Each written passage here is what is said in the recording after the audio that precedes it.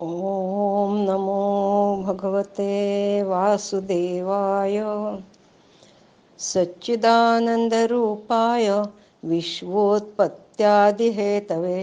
तापत्रयविनाशाय श्रीकृष्णाय वयं नुमः यं प्रव्रजन्तं नुपेतं पेतकृत्यं द्वैपायनो विरहकातर आजुहाव पुत्रेति तन्मयता तरवोऽभिनेदु स्तं सर्वभूतहृदयं मुनिमानतोऽस्मि. हरि ओम. आता आपण तिसरा स्कंध सुरू करतोय. स्कंध तिसरा, अध्याय पहिला. या अध्यायात उद्धव व विदुर यांची भेट आणि विदुर नीती या संबंधी सांगितलेलं आहे. श्रीकृष्णांना विदुराबद्दल विशेष प्रेम होते, म्हणून जेव्हा पांडवांचे सल्लागार म्हणून भगवान हस्तिनापुरात गेले तेव्हा ते धृतराष्ट्र अथवा दुर्योधनाकडे न जाता सरळ आपलेच घर समजून विदुराकडे गेले. विदुर नीती अशी आहे: धृतराष्ट्राने पंडुपुत्रांना लाखेच्या घरात पाठवून त्या घराला लावलेली आग, द्रौपदी वस्त्रहरण, सतपारायण व सरळ स्वभावाच्या युधिष्ठिराला द्यूतामध्ये अन्यायकारक मिळालेले अपयश यापैकी कोणतीही गोष्ट विदुराला आवडली नव्हती. म्हणून भगवान श्रीकृष्णांनी मध्यस्थ म्हणून कौरवांना समजवण्याचा प्रयत्न केला व धृतराष्ट्राने विदुराचा सल्ला मागितला तेव्हा विदुराने जो सल्ला दिला त्याला विदुर नीती म्हणतात. विदुर म्हणाला की असह्य असे अन्याय सहन करूनही जे पांडव शांततेचा मार्ग अवलंबित आहेत त्या अजातशत्रू युधिष्ठिराला त्याचा हिस्सा देण्यात यावा. प्रत्यक्ष भगवान श्रीकृष्णांचा त्यांना पाठिंबा आहे. अशा पांडवांना त्यांचे राज्य देऊन टाकावे. ज्या दुर्योधनावर तुम्ही माया लावून बसले आहात त्याच्या रूपाने तर प्रत्यक्ष दोषच तुमच्या घरात शिरला आहे. तो श्रीकृष्णांचा द्वेष तर करत आहेच, शिवाय त्यांना विन्मुख पण होत आहे. त्यामुळे तुमचे पूर्ण कुळच ऐश्वर्यहीन होऊ लागले आहे. म्हणून तुम्ही दुर्योधनाचा ताबडतोब त्याग करावा. अर्थातच कौरवांना विदुराचे हे म्हणणे आवडणे शक्यच नव्हते, म्हणून त्यांनी विदुरालाच नगराच्या बाहेर हाकलून दिले. नंतर विदुर तीर्थक्षेत्री अवधूत वेशात संसार करू लागले. ते प्रथम प्रभास क्षेत्रात पोचले तेव्हा त्यांना श्रीकृष्णांच्या सहाय्याने युधिष्ठिराने कौरवांना हरवून राज्यकारभार सांभाळला आहे हे कळले. विदुर सरस्वतीच्या तीरावर आले व त्यांनी संबंधितांना श्राद्ध करून श्रद्धांजली दिली, तिलांजली पण दिली. नंतर यमुना तीरी येऊन परमपवित्र उद्धवांचे दर्शन घेतले. त्यांनी उद्धवाला श्रीकृष्णांच्या कुशलमंगलाविषयी अनेक प्रश्न विचारले. नंतर प्रद्युम्न, उग्रसेन, सांब, अक्रूर, देवकी, अनिरुद्ध, युधिष्ठिर, भीम, अर्जुन, नकुल, सहदेव या सर्वांचे सकुशल विचारले व धृतराष्ट्राचे अधःपतन पाहून त्याला फार वाईट वाटले. या सर्व श्रीकृष्णांच्याच लीला आहेत. दुष्ट कौरवांबरोबरच त्याने अनेक दुष्टांचा नाश केला. स्वतः अजन्मा असूनही भगवंतांनी आपल्याला शरण आलेल्या सर्व लोकपाल व आज्ञाधारक भक्त यांचे कल्याण करण्यासाठीच त्यांनी युधिकुळात जन्म घेतला होता. श्रीकृष्णांच्या अनेक कथा सांगण्याची त्यांनी उद्धवाला विनंती केली. हरिओम. स्कंध तिसरा, अध्याय दुसरा. यात भगवंतांच्या बाललीलांचे उद्धवाने विदुराजवळ केलेले वर्णन आपण बघणार आहोत. विदुराने जेव्हा उद्धवाला आपले स्वामी श्रीकृष्ण यांची आठवण करून दिली तेव्हा उद्धवाचे हृदय इतके उचंबळून आले की थोडा वेळ तो काही बोलूच शकला नाही. श्रीकृष्ण रूपी सूर्य अस्ताला गेल्याने सर्व सृष्टीच त्यांच्या दर्शनाला पारखी झाली होती. भगवंतांच्या दर्शनामध्ये सौभाग्य व सुंदरतेची पराकाष्ठा झालेली असे. त्यांच्या अंगावरील आभूषणे त्यांच्या सौंदर्यामुळे विभूषित झाली होती. मानवी सृष्टीच्या रचनेमध्ये विधात्याची पूर्ण चतुराई श्रीकृष्ण रूप घडवताना उतरली होती. शांत स्वभावाच्या महात्म्यांना असुरांकडून होत असलेली पीडा निवारण्यासाठी ते पृथ्वी तलावर अवतीर्ण झाले होते. त्यांनी नुसत्या भुवया जरी वाकड्या केल्या तरी पृथ्वीवरील भार नष्ट होत असे. अशा श्रीकृष्णांचा विरह कोणाला बरे सहन होईल? युद्धात सुद्धा अर्जुनाच्या बाणांनी घायल झालेल्या सैनिकांनी जेव्हा श्रीकृष्णांसमोर प्राणत्याग केले तेव्हा तेही पवित्र होऊन भगवंतांच्या परमधामाला प्राप्त झाले. पण तेच भगवान उग्रसेन महाराजांच्या समोर उभे राहून नम्रपणे निवेदन करतात तेव्हा त्यांचा विनम्र स्वभाव घेण्यासारखा आहे. उद्धव असुरांनाही भगवंतांचे भक्त समजत असे, कारण वैरभाव मनात असल्यामुळे किंवा क्रोधामुळे का होईना त्यांचे चित्त सतत श्रीकृष्णांकडे लागलेले असे. यमुनेच्या उपवनातील त्यांचा गोपबालांसोबतचा विहार तर अत्यंत अद्भुत होता. त्याच काळी कंसाने भगवंतांना मारण्यासाठी पाठवलेल्या मायावी राक्षसांना श्रीकृष्णांनी मुलांची खेळणी मोडावी त्याप्रमाणे सहज मारले होते. कालियाला निश्चेष्ट करून कालिया डोहाचे पाणी विषरहित करून ते पिण्यायोग्य केले होते. गोवर्धन पर्वताच्या पूजेच्या रूपाने गोयज्ञ करविला होता. इंद्रयज्ञ न केल्याने इंद्राचा मानभंग झाला, म्हणून इंद्राने मुसळधार पाऊस पाडायला सुरुवात केली. तेव्हा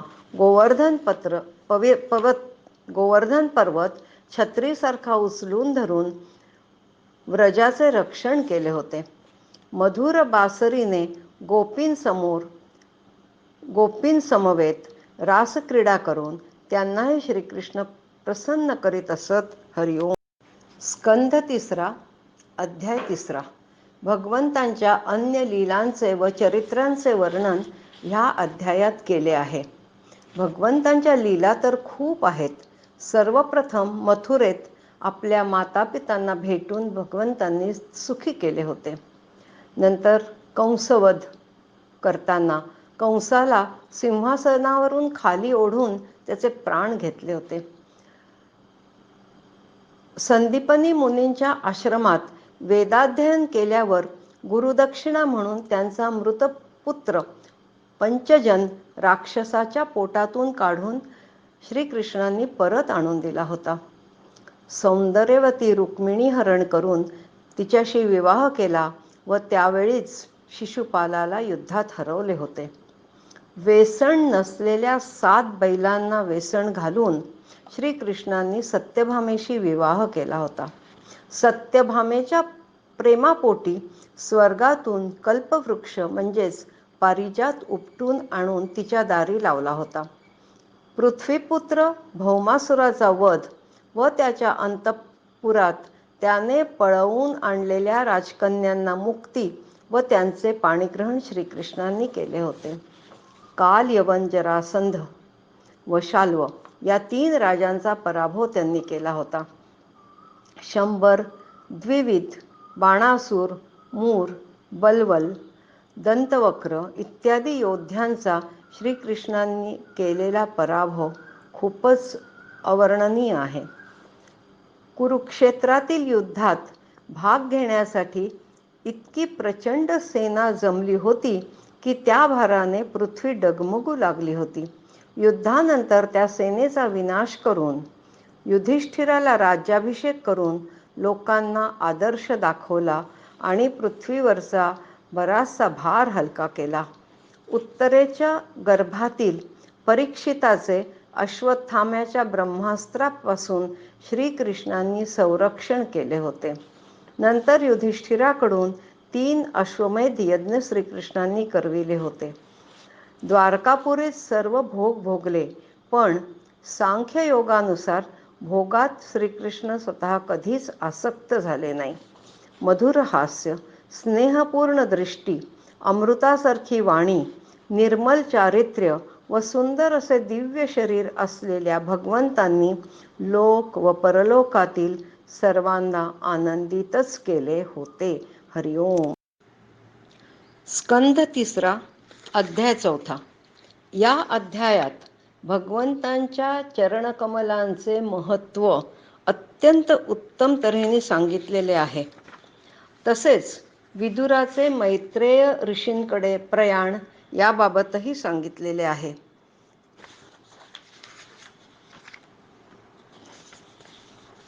भगवंतांचे चरण कमल. भक्ताने भगवंतांच्या चरणी स्वतःला का लोटून घ्यावे? चरणकमलांना वंदन का करावे? इत्यादी गोष्टींसाठी आधी हे समजून घेतलं पाहिजे की भगवंतांचे चरण शरण आलेल्या जीवांचे ताप दूर करण्यासाठी छत्राप्रमाणे आहेत. तसेच त्यांचा आश्रय घेतल्यानेच संन्यासी लोक या लोकातील अनंत दुःखांना सहजासहजी दूर फेकून देऊ शकतात. तापत्रयाने व्याकुळ झालेल्या जीवांना शांती मिळवण्यासाठी भक्त भगवंतांच्या चरणांचा ज्ञानमय छायेचा आश्रय घेतात. भगवंतांच्या पवित्र चरणातूनच सर्वश्रेष्ठ गंगा नदीचा उगम होतो. भगवंतांच्या भक्तांनी श्रद्धा व श्रवण कीर्तन रूप भक्ती करून त्या भगवंतांच्या चरणकमलांना शुद्ध केलेल्या अंतकरणात धारण केल्यास वैराग्याने पुष्ट झालेला योगी ज्ञानाने परमयोगी होतो. म्हणून भगवंतांचे चरणकमल ठेवण्याच्या आसनाच्या जागी भक्त आश्रय घेतात. आता विदुराचे मैत्रेय ऋषींकडे प्रयाण हे पाहू. एकदा द्वारकेत काही यदुवंशी व भोजवंशी मुलांनी खेळत असताना ऋषींना चिडवले होते.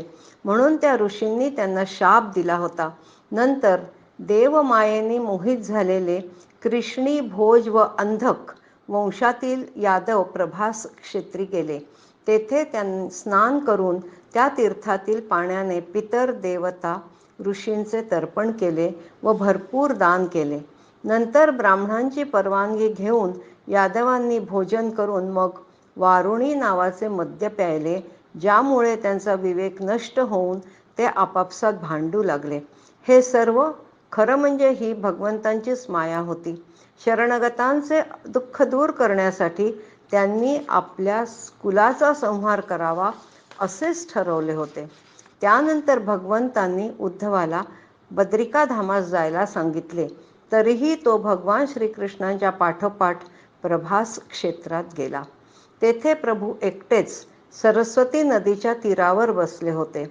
दिव्य, अत्यंत विशुद्ध, सत्वमय असे सुंदर श्यामवर्ण शरीर, शांत भाव असलेले तेजस्वी डोळे, चतुर्भुज पितांबरधारी श्रीकृष्ण एका छोट्याशा पिंपळाच्या झाडाला टेकून डाव्या मांडीवर उजवे चरणकमल ठेवून बसले होते. खाण्यापिण्याचा त्याग करूनही ते अत्यंत आनंदी दिसत होते. त्याचवेळी नेहमीच अत्यंत विनम्र असणारे भगवंतांचे प्रेमी भक्त विहार करीत तेथे आले. ते मैत्रेय मुनी होते. भगवंतांनी उद्धवाच्या मनातील हेतू जाणून त्याला म्हणाले, या जन्मात तू माझा अनुग्रह प्राप्त करून घेतला आहे, म्हणून या जगात हा तुझा शेवटचाच जन्म आहे. मी हा मर्त्यलोक सोडून जात असताना तुझ्या भाग्यामुळे मी तुला आता एक श्रेष्ठ ज्ञान देत आहे. त्याचे नाव आहे भागवत. हे ऐकून उद्धव अत्यंत गदगदित झाला. तो म्हणाला, मी फक्त आपल्या चरणकमलांचीच सेवा करू इच्छितो.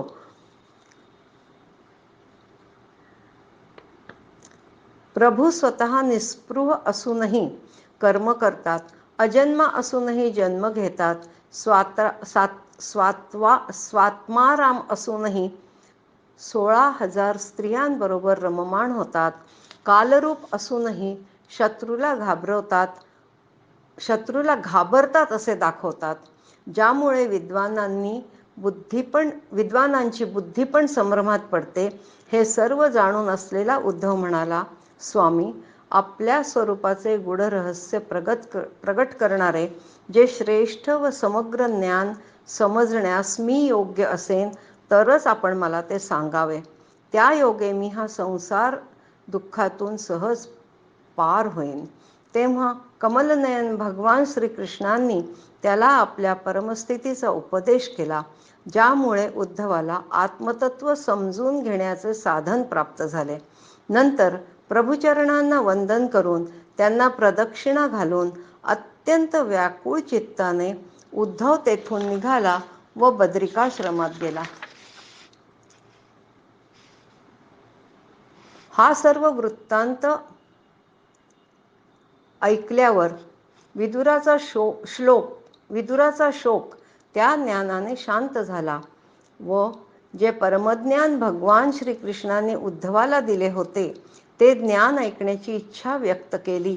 तेव्हा उद्धवाने विदुराला सांगितले की हे ज्ञान त्याने मैत्रेय मुनींची सेवा करून त्यांच्याकडून ऐकावे, कारण प्रत्यक्ष भगवंतांनीच मैत्रेय ऋषींना तशी आज्ञा केली आहे. त्रिलोकीनाथ श्रीहरींनी आपले रूप तिरोहित करण्यापूर्वी आपल्या कुळाचा नाश केला होता. फक्त उद्धवच जीवित होता, कारण भगवंतांना माहीत होते की आपल्यानंतर अत्यंत संयमशील, आपल्यापेक्षा अणुमात्रही कमी नसलेला उद्धवच त्यांच्या ज्ञानाचे लोकांना शिक्षण देण्यासाठी योग्य आहे. म्हणून त्याने इथेच राहावे, ह्या पृथ्वीतलावरच राहावे. हरिओम. स्कंध 3 अध्याय 5. भगवंतांनी परमधामाला जाताना आपली आठवण काढली हे जेव्हा विदुराने उद्धवाकडून ऐकले तेव्हा तो प्रेमविव्हल होऊन अश्रू ढाळू लागला. नंतर काही दिवसांनी विदुर यमुना तटावरून गंगेच्या किनारी मैत्रेय मुनींच्या हरिद्वाराला गेला. त्या परमज्ञानी मैत्रेयांच्या भेटीने त्याचे अंतःकरण सौजन्याने व प्रेमाने भरून आले. त्याने मैत्रेय मुनींना विचारले की सर्व संसारी लोक सुखप्राप्तीसाठी कर्म करतात, पण सुख तर त्यांना मिळत नाहीच आणि त्यांची दुःखही दूर होत नाहीत. उलट कर्मांमुळे त्यांच्या दुःखात वाढच होत जाते. म्हणून याविषयी जे योग्य असेल ते मला सांगावे. हे साधू शिरोमणी, मला अशा साधनाचा उपदेश करा की ज्याने मनाला शांती तर मिळेलच, शिवाय ज्याच्या आराधनेमुळे भगवान भक्तांच्या हृदयात विराजमान होतात ते योगेश्वर यांच्याही विषयी सांगा. जे प्रभू एकच असूनही कल्पाच्या आरंभी ब्रह्मांडात अंतर्यामी रूपाने अनेक रूपात प्रगट होऊन या सृष्टीची रचना करतात, ती स्थिर करतात व जगातील जीवांच्या उपजीविकेचीही तरतूद करतात आणि पुन्हा या सृष्टीला आपल्या हृदयाकाशात लीन करतात, हे कसे काय? भगवंतांच्या कथांची गोडी एकदा लागली की तो पुरुष त्याच्या अखंड चिंतनाने आनंदी होऊन त्याच्या सर्व दुःखांचा तत्काळ नाश होतो. अशा पवित्र कीर्ती श्रीहरींच्या निवडक कथा आपण मला सांगाव्यात. प्रत्यक्षात खरं पाहिलं गेलं तर विदुर प्रजेचा शासन करणारा भगवान यमच होता. मांडव्य ऋषींच्या शापामुळे तो दासीपुत्राच्या पोटी जन्माला आला होता. मैत्रेय त्याला सांगू लागले, द्रष्टा व दृश्य यांना एकत्रित आणणारी शक्ती म्हणजे कार्यकारण रूप माया होय. या मायेच्या द्वाराच भगवंतांनी हे विश्व निर्माण केले आहे. मायेचा क्षोभ होऊन चिदाभास रूप बीजाची स्थापना केली. अव्यक्त मायेतून महतत्व प्रगटले, ज्याने विश्वाचे प्रगटीकरण केले. महतत्व विकृतीतून अहंकाराची उत्पत्ती झाली. अहंकारातून कार्य कारण कर्ता या रूपात असून तोच भूतमात्र इंद्रिये व मनाला कारणीभूत आहे. अहंकाराचे 3 प्रकार आहेत, सात्विक, राजस व तामस. सात्विक अहंकारात मन व विषयांचे ज्ञान होऊन इंद्रियांच्या अधिष्ठात देवता उत्पन्न होतात. राजस अहंकारामध्ये ज्ञानेंद्रिये व कर्मेंद्रियांची निर्मिती होते. तामस अहंकारात सूक्ष्म भूतांचे कारण, शब्द तन्मात्र निर्माण व त्यापासून दृष्टांत रूपाने बोध करून देणारे आकाश निर्माण झाले. आकाशापासून काल, माया, चिद्भासाच्या योगाने स्पर्श तन्मात्र निर्माण होऊन वायूची निर्मिती झाली. वायू विकृत होऊन रूप तन्मात्राची रचना केली गेली व त्यापासून विश्वाचे प्रकाशक तेज उत्पन्न झाले. वायुयुक्त तेजाने काल, माया, चिदंशाच्या योगाने रसतन्मात्र आणि या तत्वाचे कार्य असलेले जल निर्माण केले. तेजाने शुद्ध असलेल्या जलापासून गंधयुक्त पृथ्वी निर्माण झाली.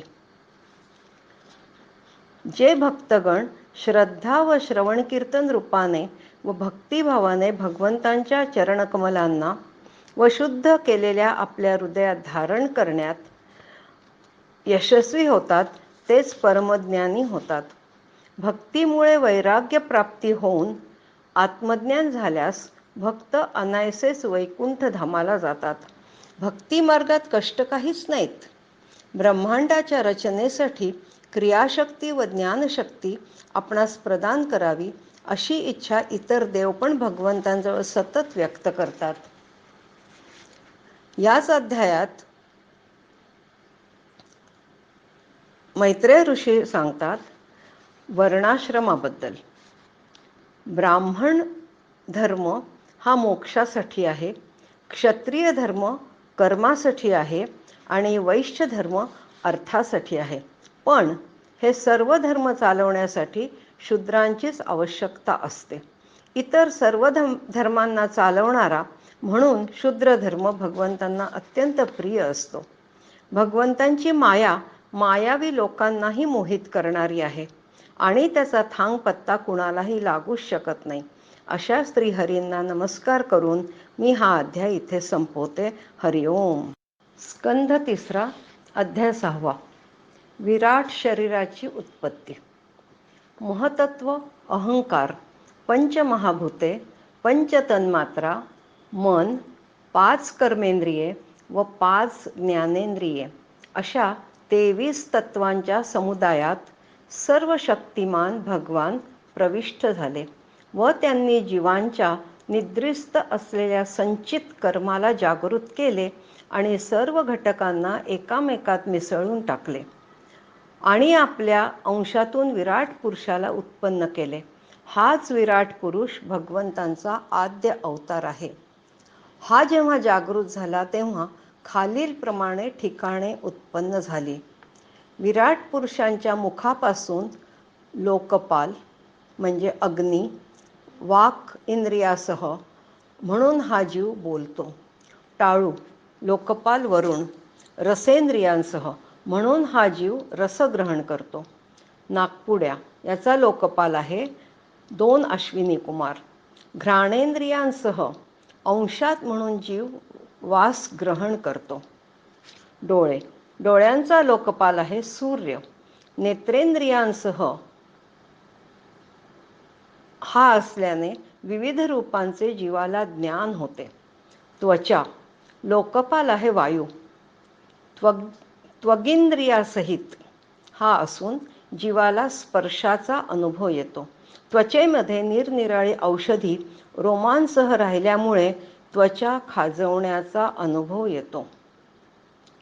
कान 2 कानांमध्ये दिशांनी आपला अंश असलेल्या श्रवणेंद्रियांसह प्रवेश केला म्हणून जीवाला शब्दाचे ज्ञान होते. लिंग प्रजापतीने वीर्यासह प्रवेश केल्यामुळे जीव आनंदाचा अनुभव घेतो.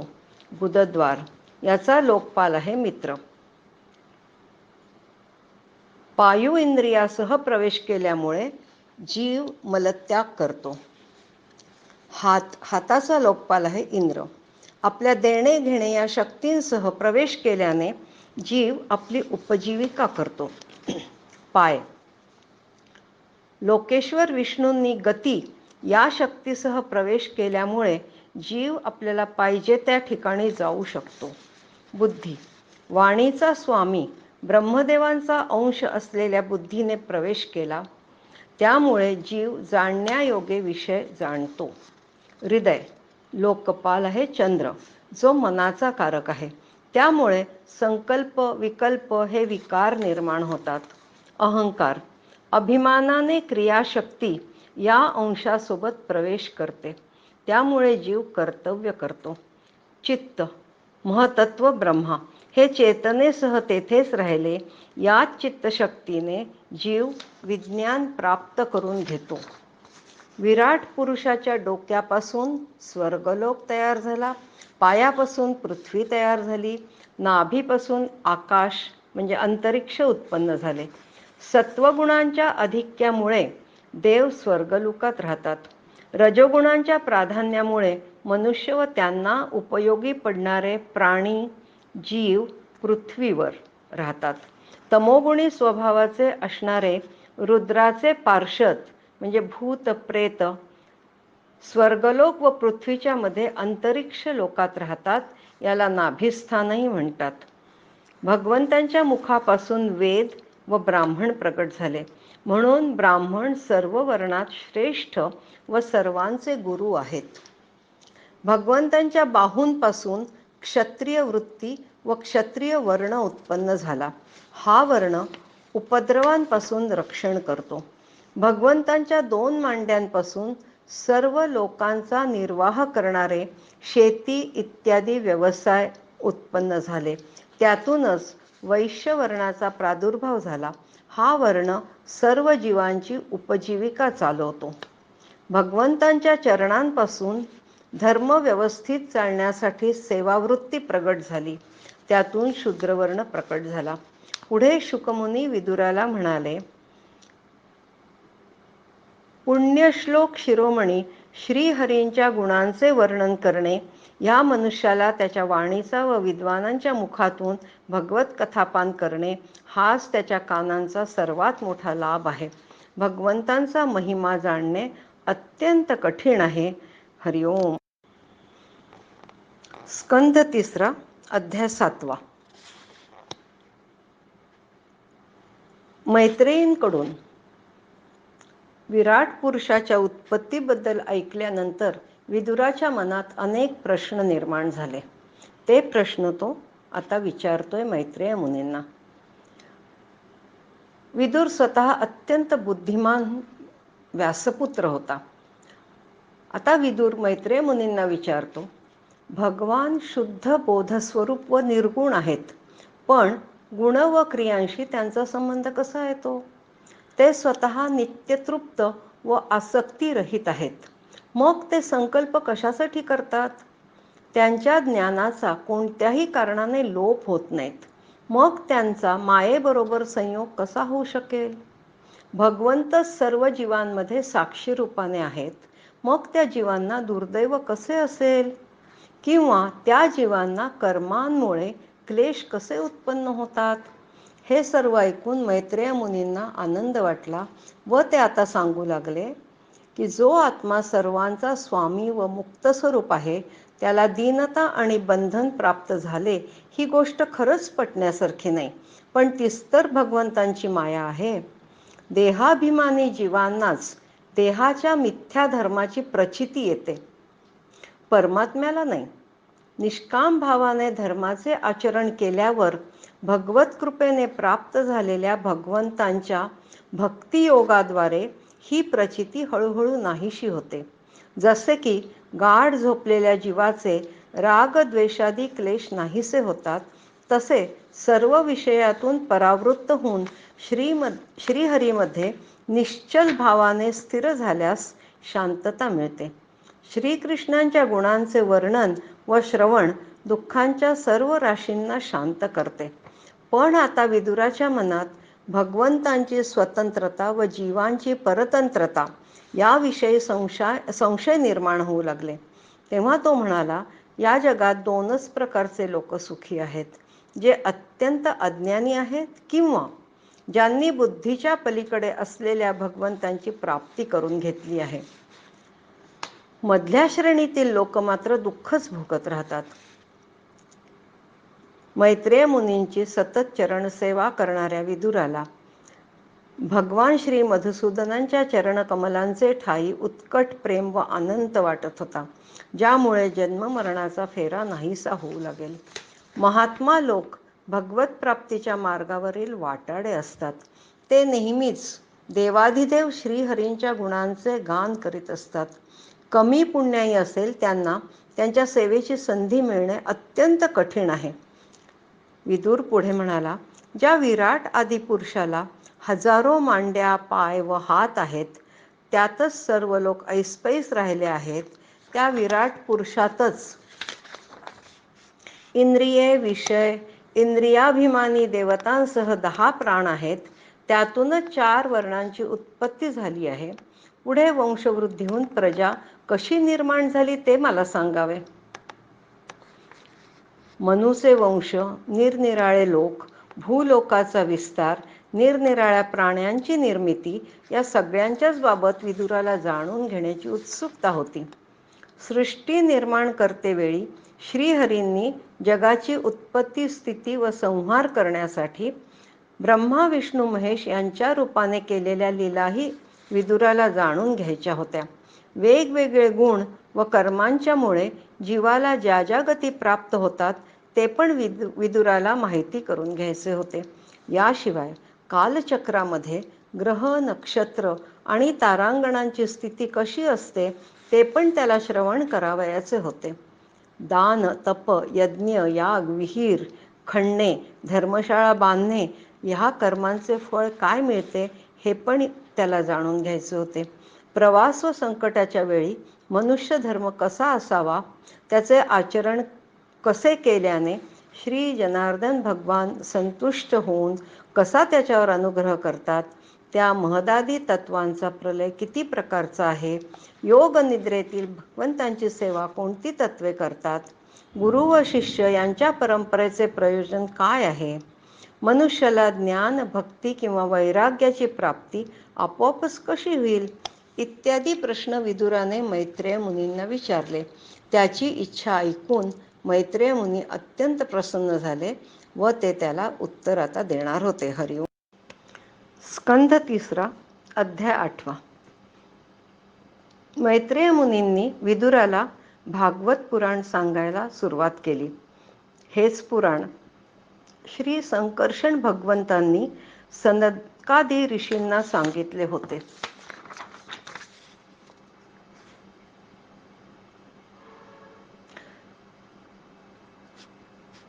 सनकादिक कुमारांनी परमप्रती सांख्यायन मुनींना हे भागवत कथा पुढे सांगितली व सांख्यायन मुनींनी पुढे ती पराशर मुनी व बृहस्पतींना सांगितली. पराशर मुनी व बृहस्पतींनी पुढे ही मैत्रेय ऋषींना सांगितली. खरं तर विदुर स्वतः भगवद्भक्त लोकपाल यमराज होता. त्याने पुरुवंशात जन्म घेतल्याने तो वंश साधू पुरुषांनाही वंदनीय झाला. विदुराने श्रीहरींची कीर्तिरूप माळ नित्य ताजी टवटवीत ठेवलेली होती.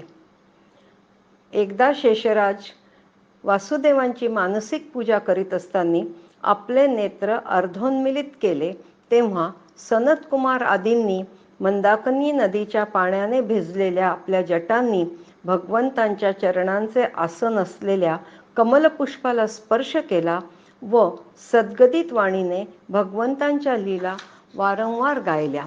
तेव्हा शेष भगवंतांच्या पण हजारो फणा झळकत होत्या.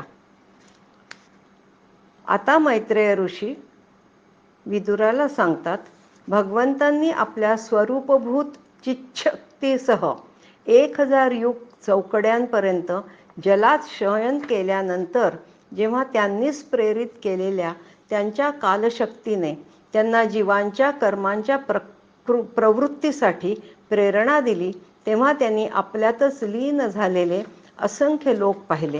कर्मशक्तीला जागृत करणाऱ्या कालामुळे श्रीनारायणाच्या नाभीतून प्रगट झालेल्या सूक्ष्म तत्वरूप कमलकोशाने सूर्यासमान तेजाने त्या अथांग जलराशीला देदीप्यमान केले.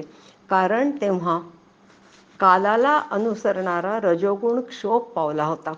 सर्व गुणांना प्रकाशित करणाऱ्या त्या सर्वलोक असलेल्या कमलामध्ये तेच भगवान विष्णू स्वतः अंतर्यामी रूपाने प्रविष्ट झाले.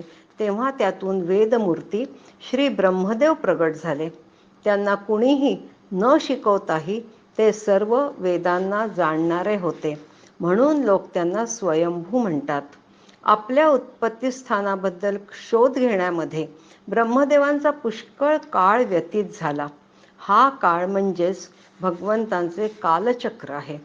ते नंतर संकल्पविरहित चित्ताने समाधीत स्थिर झाले व 100 वर्ष दिव्य योगाभ्यास केल्यावर त्यांना जे ज्ञान प्राप्त झाले ते त्यांना अगोदर शोधूनही सापडले नव्हते.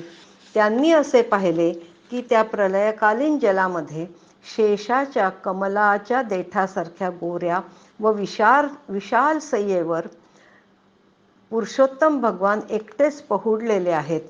शेषनागाच्या हजारो फणा छत्रासारख्या पसरल्या आहेत. त्यांच्या मस्तकावरील मुकुटांवर जी रत्ने जडवली होती त्यांच्या प्रकाशाने प्रलयाच्या पाण्यातील अंधार नाहीसा झालेला होता. ते आपल्या शरीराच्या तेजाने पाचूच्या रत्नपर्वताच्या शोभेवर मात करीत आहे असे वाटत होते. त्यांचा पितांबर संध्याकाळच्या पिवळसर चकचकीत मेघांचे सौंदर्यही कमी करीत होते. त्यांच्या गळ्यातील वनमालांमुळे बाकी प्रकृती निस्तेज होत होती. शरीराच्या लांबरुंद विस्ताराने जणू त्रैलोक्यच व्यापले आहे असे वाटत होते. आपल्या भक्तजनांना स्वतःच्या चरणकमलांचे दर्शन ते देत होते. त्यांचा प्रत्येक अवयव अवर्णनीय व सुंदर होता. श्रीवत्स चिन्ह वक्षस्थळावर शोभून दिसत होते. तेच संपूर्ण चराचराचे आश्रय असणारे श्री भगवान होते. तेव्हा विश्वाची रचना करण्याची इच्छा करणारे लोकविधाता ब्रह्मदेव यांनी कमल, जल, आकाश, वायू आणि आपले शरीर या 5च गोष्टी पाहिल्या. लोकनिर्मितीला ते उत्सुक झाले होते, पण त्यांना बाकी काहीच दिसत नव्हते. म्हणून त्यांनी अचिंत्यगती श्रीहरींमध्ये आपले चित्त एकाग्र केले व त्या परमपूजनीय प्रभूंची स्तुती करू लागले. हरी. स्कंध 3 अध्याय 9. या अध्यायात ब्रह्मदेवांनी भगवंतांची स्तुती केली आहे. ती अत्यंत लक्षपूर्वक ऐका.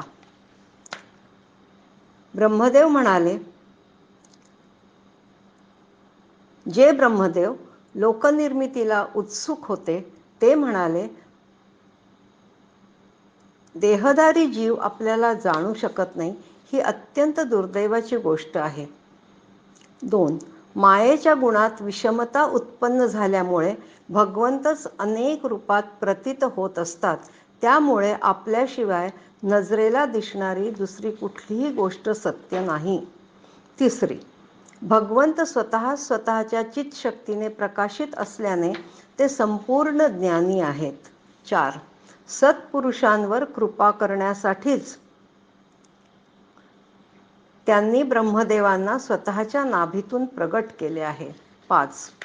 भगवान स्वतःच या विश्वाची निर्मिती करणारे असूनही अद्वितीय आहेत, कारण त्यांचे रूप आनंददायी, भेदरहित व अखंड तेजोमय आहे.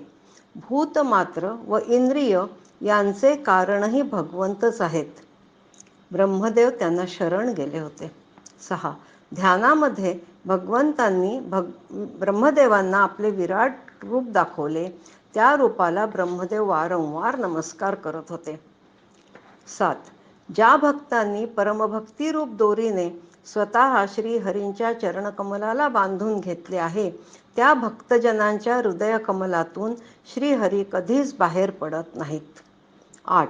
श्रीहरींच्या चरणकमलांचा आश्रय घेणारा माणूस धन, घर, भय, शोक, लालसा, अपमान अथवा आत्यंतिक लोभालाही बळी पडत नाही. 9. ज्या लोकांची बुद्धी दैवाने हिरावून घेतलेली असते ते श्रवण कीर्तनापासून लांब राहतात व अल्पशा विषय सुखासाठी दीन व लाचार होऊन दुष्कर्म करत राहतात. 10.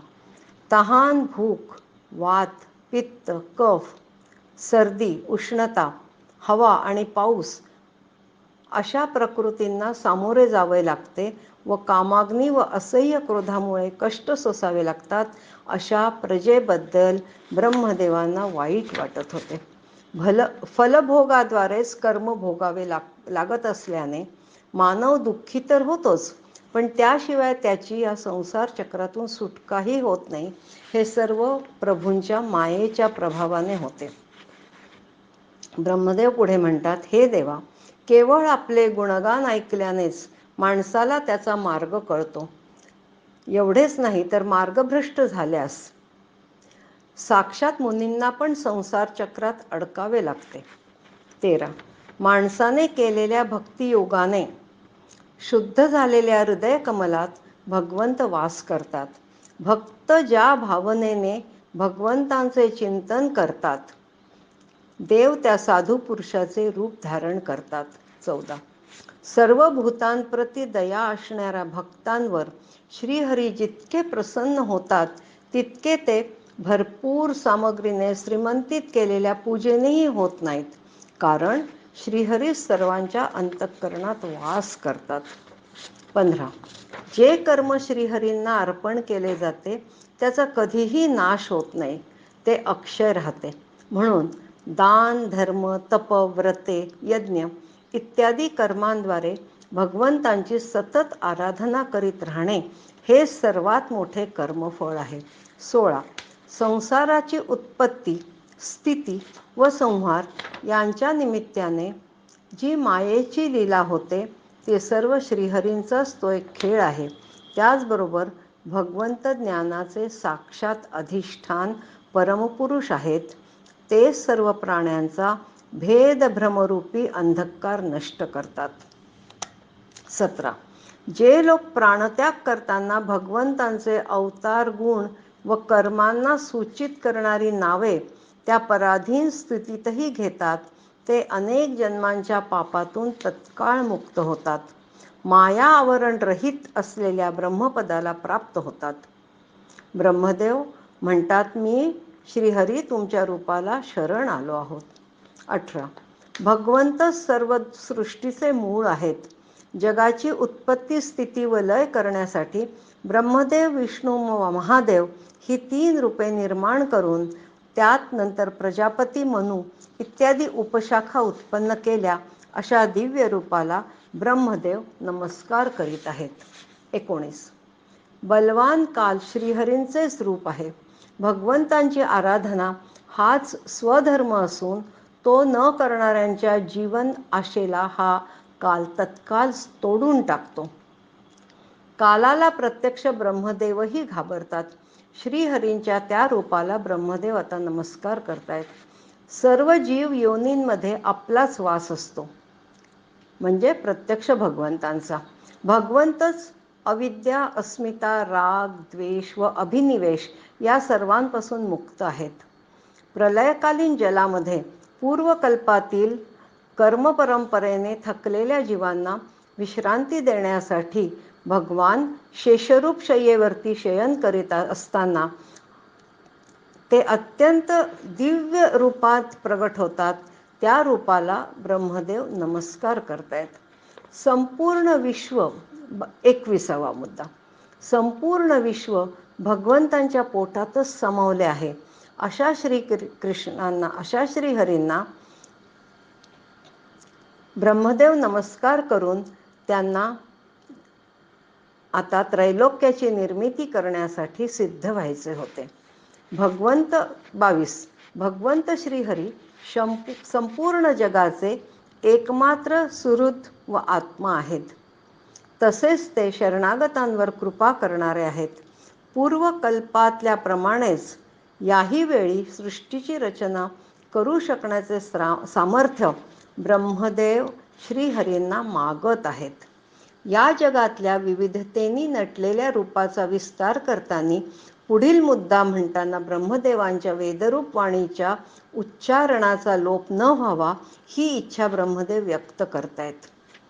24. श्रीहरी भगवंत करुणामयी आहेत. त्यांनी नेत्र उघडून ब्रह्मदेवांना आशीर्वाद द्यावा अशी ब्रह्मदेव त्यांना विनंती करीत आहेत. अशा रीतीने सर्व शक्तिनिशी भगवंतांची स्तुती केल्यानंतर ब्रह्मदेवांनी मौन धारण केले.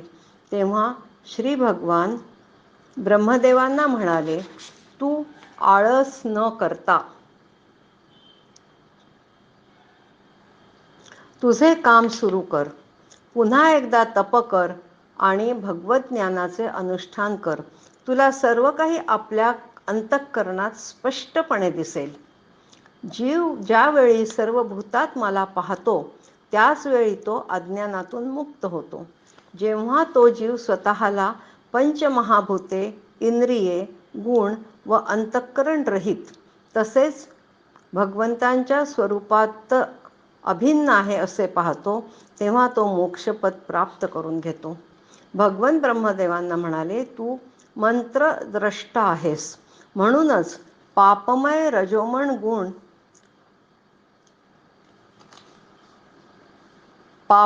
रजोगुण तुला बद्ध करीत नाहीत. तुझे मन सतत माझ्या मध्येच लागलेले असते. तुझी निष्ठा व तपश्चर्येचे फळ तुला मिळत आहे. मी तुझ्यावर प्रसन्न आहे.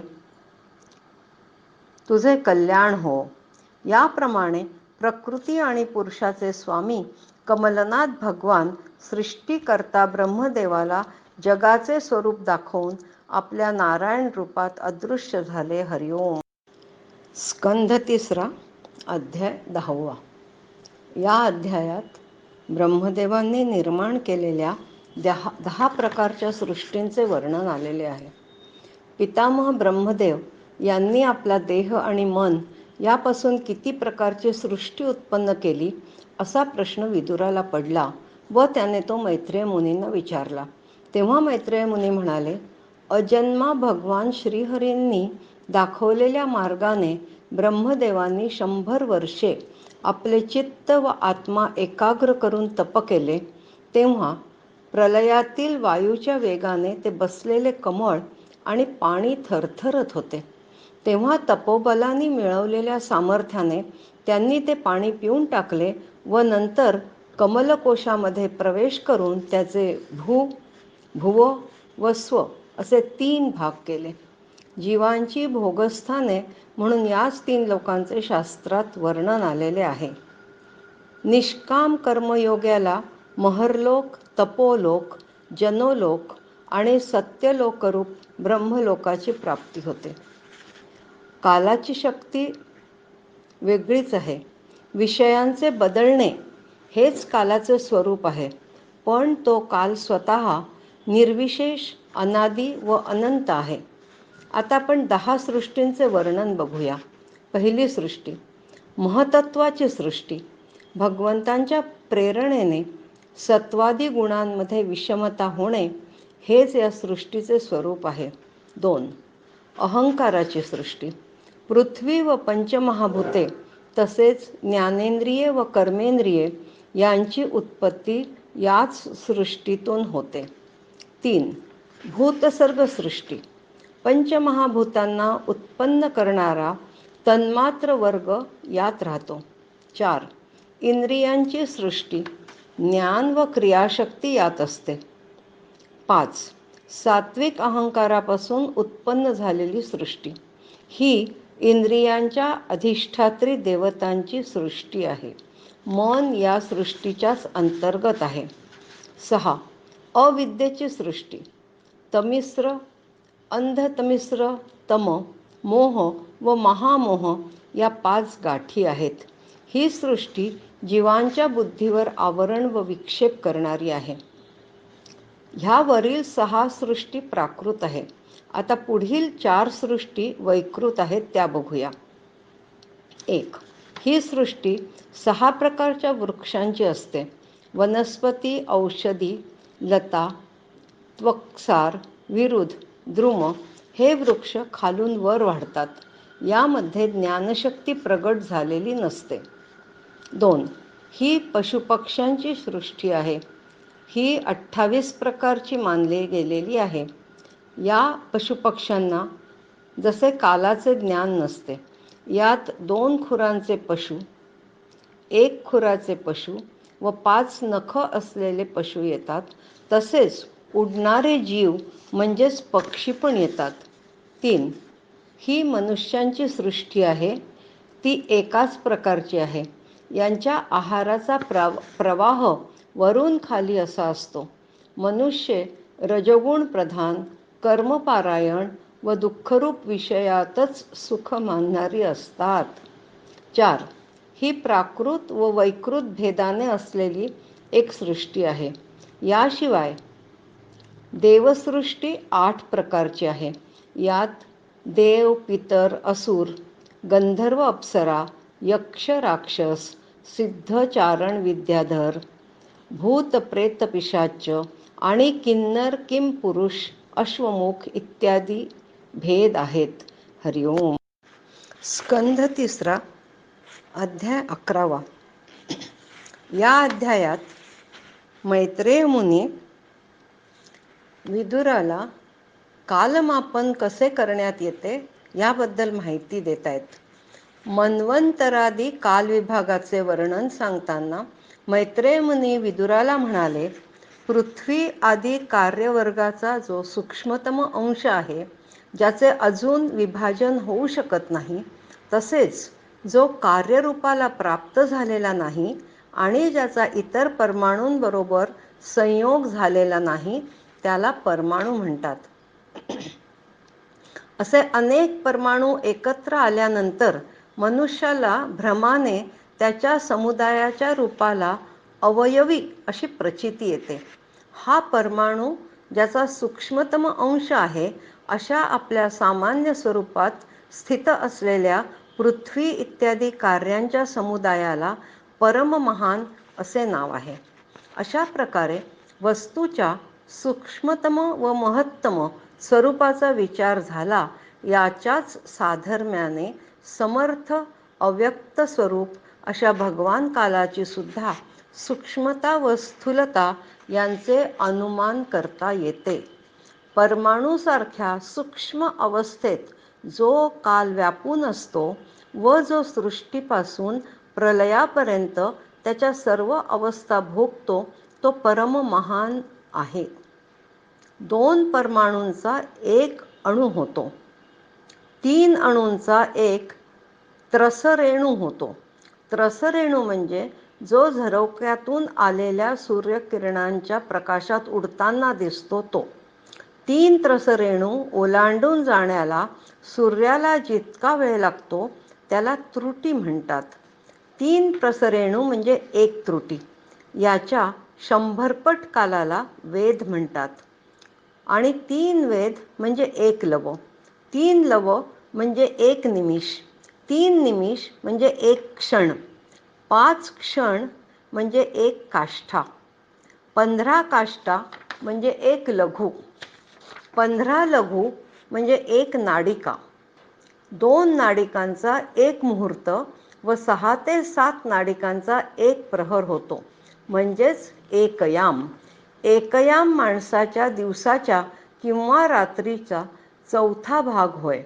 मनुष्याच्या 4 प्रहराचे दिवस व रात्र होतात, म्हणजे 4 प्रहर दिवस, 4 प्रहर रात्र. 4 प्रहरांचा 1 दिवस, 4 प्रहरांची 1 रात्र. नीट ऐका. 15 दिवस पंधरवडा म्हणतात. तो शुक्ल व कृष्ण पक्षामध्ये विभागलेला आहे.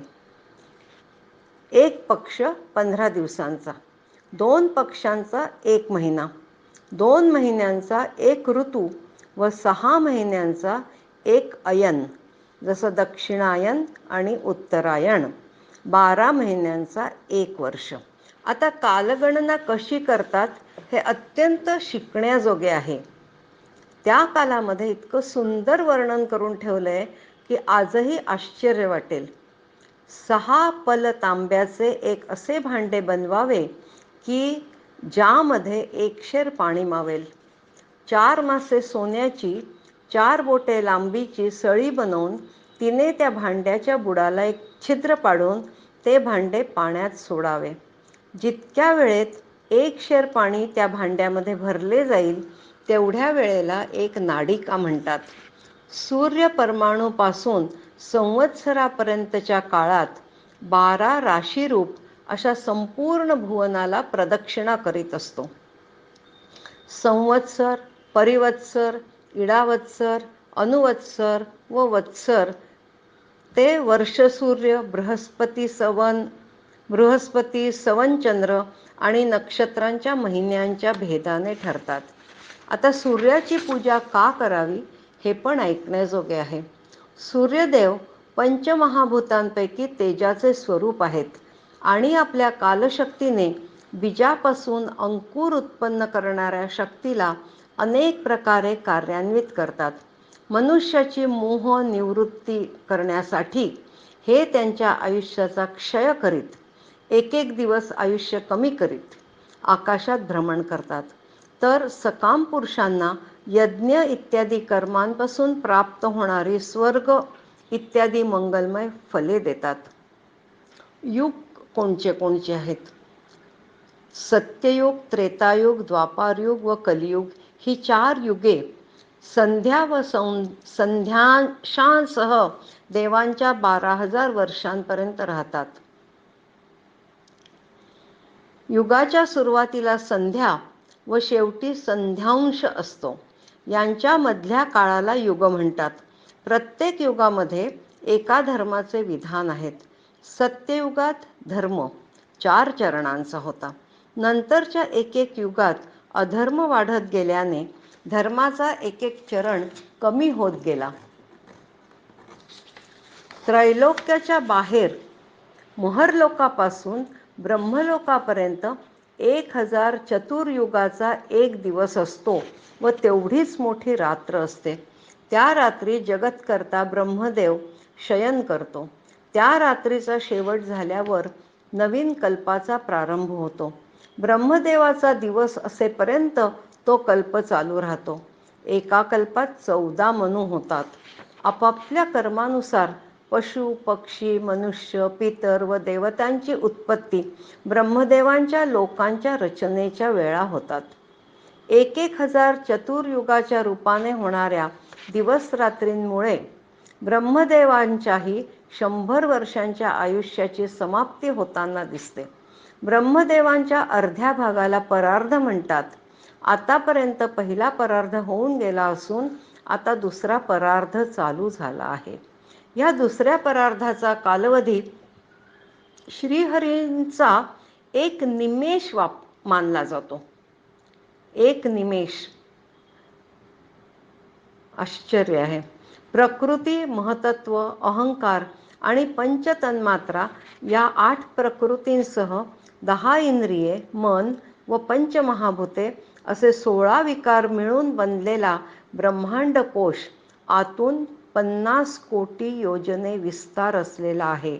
तसेच बाहेर 4ही बाजूंनी याला उत्तरोत्तर 10-10 पट अशी 7 आवरणे आहेत. या सर्वांसहित हा ज्यात परमाणूप्रमाणे पडलेला दिसतो व ज्याच्यामध्ये अशा कोट्यावधी ब्रह्मांड राशी आहेत तोच अक्षर ब्रह्म म्हटला जातो. आणि हेच पुराण पुरुष परमात्मा श्री विष्णू भगवंतांचे श्रेष्ठ रूप आहे. हरिओम. स्कंध 3 अध्याय 12. विश्वाची रचना करताना ब्रह्मदेवांनी सृष्टीचा विस्तार कसा केला ते खाली सांगितलं आहे. 3 पायऱ्यांमध्ये ब्रह्मदेवांनी विश्वाची रचना केली. पहिली पायरी तम म्हणजे अविद्या, मोह म्हणजे अस्मिता, महामोह म्हणजे राग, तमिस्र म्हणजे द्वेष, अंधतमिस्र म्हणजे अभिनिवेश, या 5 वृत्ती. पण ह्या सगळ्या पापमय सृष्टीमध्ये आल्या म्हणून ध्यानाने मन पवित्र करावे म्हणजे तुम्ही वरच्या पायरीवर जाता. दुसरी पायरी सनक, सनंदन, सनातन व सनतकुमार या 4 निवृत्तीपरायण ऊर्ध्वरिता मुनींची उत्पत्ती झाली. पण ते जन्मतःच निवृत्तीपरायण असल्यामुळे प्रजा उत्पन्न करू इच्छित नव्हते. तिसरी पायरी रुद्र निर्मिती. ब्रह्मदेवांनी रुद्राची निर्मिती केली तेव्हा त्याला राहण्यासाठी हृदय, इंद्रिये, प्राण, आकाश, वायू, अग्नी, जल, पृथ्वी, सूर्य, तप व चंद्र ही साधने निर्माण केली. हे 11 रुद्र होते म्हणून 11 रुद्रिणी निर्माण केल्या. पण रुद्राने उत्पन्न केलेली प्रजा जगाचेच भक्षण करू लागली म्हणून ब्रह्मदेवांनी रुद्राला तप करण्यास सांगितले व त्यानंतर रुद्राला 10 पुत्र झाले. रुद्राचे 10 उत्तम पुत्र आहेत. मरीची, अत्री, अंगिरा, पुलस्त्य, पुलह, क्रतू, भृगु, वशिष्ठ, दक्ष व नारद. रुद्राच्या उजव्या स्तनातून धर्म उत्पन्न झाला, ज्यांच्यातून स्वयं नारायण अवतीर्ण झाले. रुद्राच्या पाठीपासून अधर्म, अधर्मापासून मृत्यूची उत्पत्ती झाली. रुद्राच्या हृदयापासून काम, भुवयांपासून क्रोध, खालच्या ओठांपासून लोभ, मुखापासून वाणीची अधिष्ठात्री देवता सरस्वती, लिंगापासून समुद्र, गुदस्थानापासून पापांचे निवासस्थान म्हणजे निवृत्ती, सावलीपासून कर्दम असे एकूण जग उत्पन्न झाले. ब्रह्मदेवांच्या मुखातून 4 वेद प्रगट झाले. तसेच उपवेद, न्यायशास्त्र, होता, उगदाता, ऊर्ध्वर्यू व ब्रह्मा या 4 ऋत्विजांचे कर्म, यज्ञांचा विस्तार, धर्माचे 4 चरण व 4 आश्रम तसेच त्यांच्या वृत्ती पण प्रगट झाल्या. ब्रह्मदेवांच्या 4 मुखांचे रहस्य काय आहे? तर भगवंतांच्या नाभी कमलातून ब्रह्मदेवाची उत्पत्ती झाली. त्या कमलकर्णिकेवर बसलेला मी कोण आहे या विचारांनी ब्रह्मदेवांनी 4ही दिशांना मान वळवली, तेव्हा प्रत्येक दिशेला त्यांना एक एक मुख निर्माण झाले. ब्रह्मदेवांना पूर्व मुखातून ऋग्वेद व शास्त्र, दक्षिण मुखातून यजुर्वेद व इजा, पश्चिम मुखातून सामवेद व स्तुतिस्तोम व उत्तर मुखातून अथर्ववेदाची रचना व प्रायश्चित्त अशी निर्मिती झाली. नंतर 4ही मुखातून इतिहास, पुराणरूपी 5वा वेद त्यांनी तयार केला. विद्या, दान, तप व सत्य हे धर्माचे 4 पाय होत व आचरणासह 4 आश्रम पण तयार केले त्यांनी. पहिला आश्रम ब्रह्मचर्याश्रम. सावित्र, प्रजापत्य, ब्राह्म, बृहत या 4 वृत्ती ह्या आश्रमामध्ये असतात. दुसरा आश्रम गृहस्थाश्रम. वार्ता, संचय, शालीन व शिलोच्छ अशा 4 वृत्ती गृहस्थाश्रमींच्या असतात. तिसरा आश्रम आहे वानप्रस्थाश्रम. यात वैखानस, बालखिल्य, औदुंबर व फेनप या 4 वृत्ती राहू लागल्या. तर चौथा आश्रम आहे संन्यासाश्रम. त्यात कुटीचक्र, बहुदक, हंस व निष्क्रिय या 4 वृत्तींचं स्थापना झाली. ब्रह्मदेवांच्या हृदयाकाशातून ओंकार प्रगट झाला. त्यांच्या रोमापासून उष्णिक, त्वचेपासून गायत्री, मांसापासून त्रिष्टुप, स्नायूंपासून अनुष्टुप, हाडांपासून जगती, मज्जांपासून पंक्ती व प्राणांपासून बृहती असे छंद निर्माण झाले. त्यांचा जीव स्पर्शवर्ण म्हणजे क वर्णादी 5 वर्ग,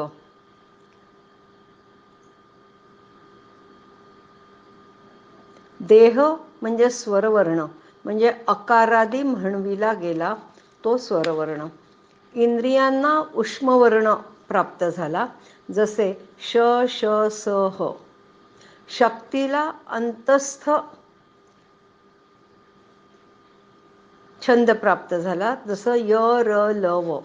तसेच त्यांच्या क्रीडांपासून निषाद, ऋषभ, गांधार, षड्ज, मध्यम, धैवत व पंचम हे 7 स्वर निर्माण झाले. ब्रह्मदेव शब्दब्रह्म स्वरूप आहे. ते वाणी रूपाने व्यक्त व ओंकार रूपाने अव्यक्त आहेत. क हे ब्रह्मदेवांचे नाव आहे. अकस्मात ब्रह्मदेवांच्या शरीराचे 2 भाग झाले, तेव्हा त्या एकेका विभागातून एक पुरुष व एक स्त्री अशी जोडी प्रगट झाली. एक शरीर विभक्त झाल्यामुळे शरीराला काय म्हणतात, कदाचित त्यातूनच काया या शब्दाची उत्पत्ती झाली असेल. वरील जोडीतील पुरुष मनु या नावाने व स्त्री शतरूपा या नावाने जाणल्या जातात. त्यानंतरच प्रजेची वाढ होऊ लागली. हरिओम. स्कंध 3, अध्याय 13.